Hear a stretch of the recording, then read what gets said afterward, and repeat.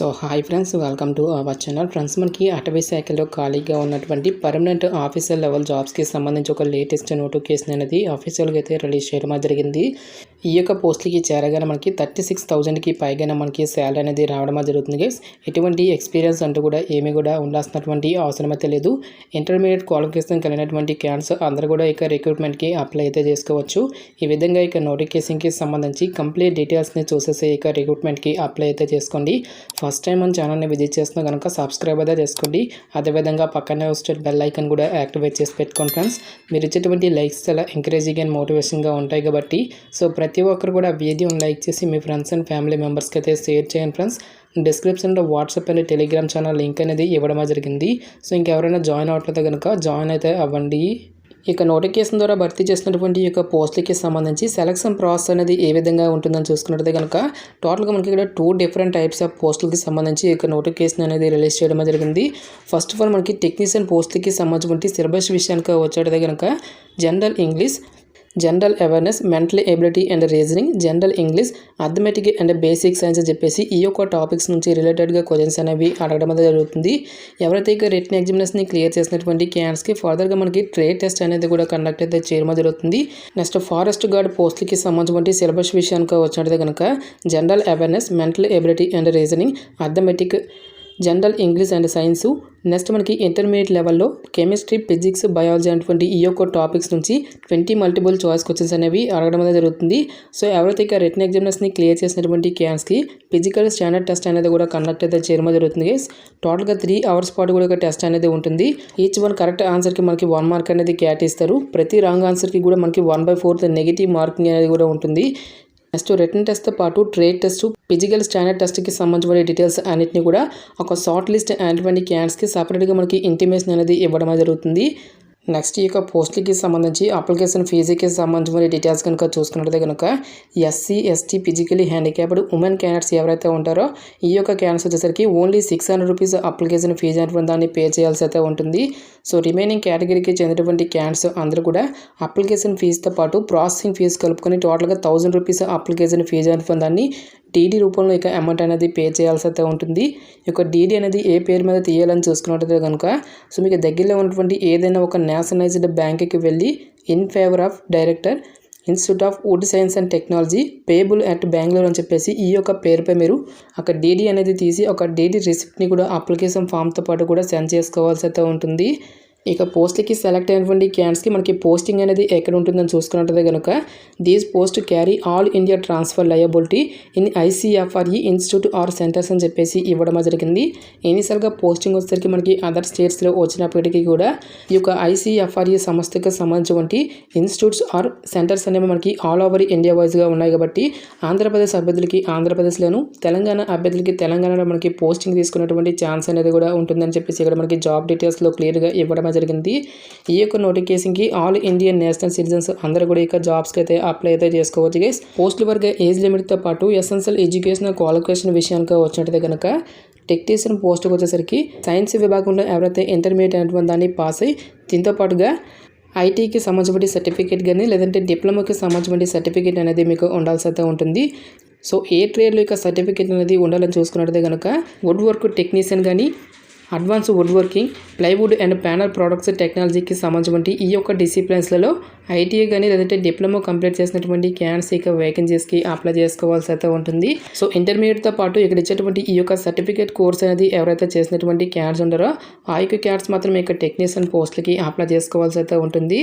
Technician పోస్టులకి select అయినటువంటి క్యాండిడేట్స్కి సెంట్రల్ గవర్నమెంట్ లెవెల్ 3 ప్రకారం అన్ని అలవెన్సెస్ కలుపుకుంటూ దాదాపుగా మనకి 40,000కి పైగానే మనకి శాలరీ అనేది రావడం జరుగుతుంది. సో ఇక పోస్టులకి అప్లై చేసుకుంటే మీకు ఉండాల్సినటువంటి ఏజ్ లిమిట్ విషయానికి వచ్చినట్లయితే కనుక సో మీకు మినిమం ఏజ్ వచ్చేసరికి 18 ఇయర్స్ అయితే కంప్లీట్ అయి ఉండాలి. జనరల్ అభ్యర్థులు అయితే కనుక 30 ఇయర్స్ వరకు, ఓబీసీ క్యాండిడేట్స్ అయితే కనుక 33 ఇయర్స్ వరకు, ఎస్సీ ఎస్టీ క్యాండిడేట్స్ అయితే కనుక 35 ఇయర్స్ వరకు కూడా అప్లై చేసుకోవడానికి ఛాన్స్ అనేది కల్పిస్తూ ఉన్నారు.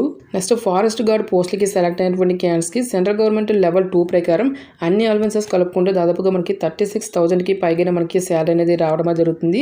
ఈ యొక్క పోస్టులకి 18 ఇయర్స్ టు 27 ఇయర్స్ లోపు ఉన్నటువంటి క్యాండిడేట్స్ అందరూ కూడా ఇక జాబ్స్కి అయితే అప్లై అయితే చేసుకోవచ్చు గైస్. ఓబీసీ క్యాండిడేట్స్ అయితే కనుక 30 ఇయర్స్ వరకు, ఎస్సీ ఎస్టీ క్యాండిడేట్స్ అయితే కనుక 32 ఇయర్స్ వరకు కూడా అప్లై చేసుకోవడానికి ఛాన్స్ అనేది కల్పిస్తూ ఉన్నారు. ఇక పోస్టులకి సంబంధించి ఎసెన్షియల్ ఎడ్యుకేషన్ క్వాలిఫికేషన్ విషయానికి వచ్చినట్టు కనుక ఎవరైతే సైన్స్ స్ట్రీమ్లో ఇంటర్మీడియట్ పాస్ అయినటువంటి క్యాండిడేట్స్ అందరూ కూడా ఇక జాబ్స్కి అయితే అప్లై అయితే చేసుకోవచ్చు. ఎటువంటి ఎక్స్ట్రా సర్టిఫికేట్స్ అంటూ కూడా ఏమి కూడా ఉండాల్సినటువంటి అవసరం అయితే లేదు గైస్.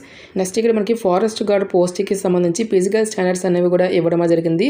మేల్ క్యాండిడేట్స్ వచ్చేసరికి 25 కిలోమీటర్స్ని మీరు 4 అవర్స్లో క్లియర్ చేయాల్సి అయితే ఉంటుంది గైస్. నెక్స్ట్ హైట్ విషయానికి వచ్చినట్టు కనుక 165 సెంటీమీటర్స్ అనేటువంటి హైట్ అయితే ఉండాల్సి అయితే ఉంటుంది.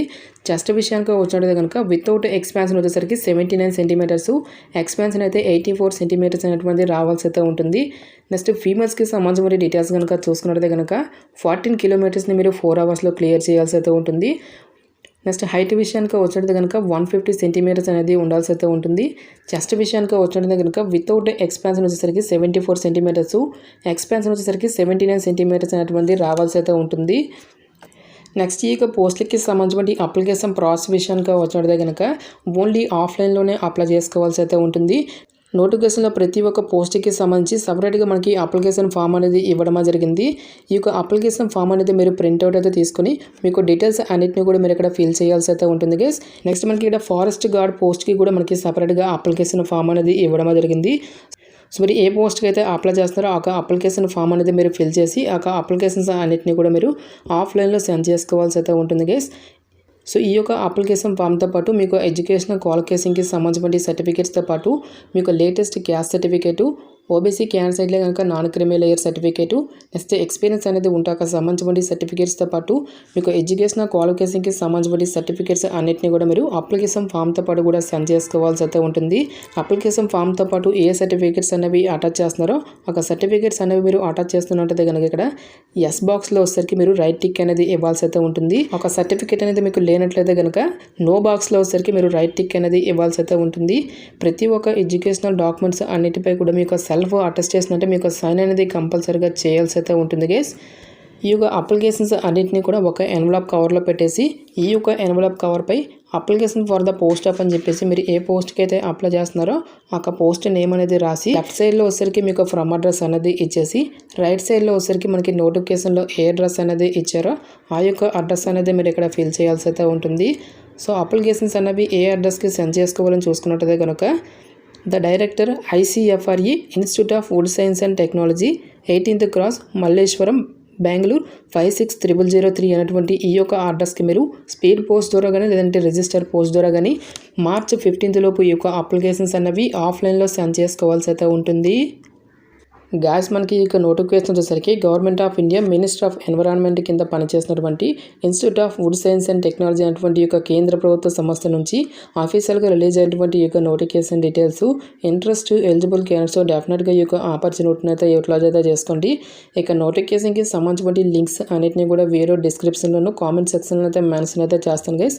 ఇంకా ఇక నోటిఫికేషన్కి సంబంధించి మీకు ఎటువంటి డౌట్స్ వచ్చినా సరే నాకు కామెంట్ సెక్షన్లో కామెంట్ అయితే చేయండి. ఇటువంటి మరిన్ని జాబ్ అప్డేట్స్ కోసం మన ఛానల్ని సబ్స్క్రైబ్ చేసుకుని బెల్ ఐకాన్ కూడా యాక్టివేట్ చేసి పెట్టుకోండి. సో ఇది ఫ్రెండ్స్ ఇవాళ వీడియో. రేపగా మరొక మంచి అప్డేట్తో మళ్ళీ మీ ముందుకు రావడమే జరుగుతుంది. Thanks for watching. Have a nice day.